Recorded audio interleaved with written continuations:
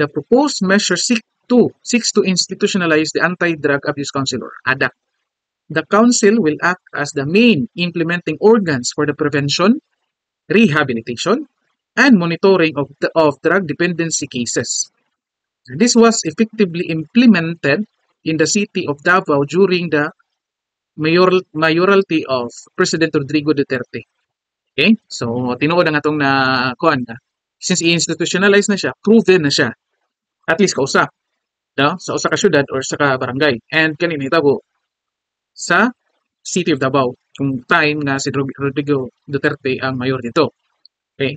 So, the experience of Davao City and Quezon City, napoy day sa Quezon. Similarly, Senate President Soto also founded the Quezon City Anti-Drug Abuse Advisory Council when he was still the Vice Mayor of Quezon City.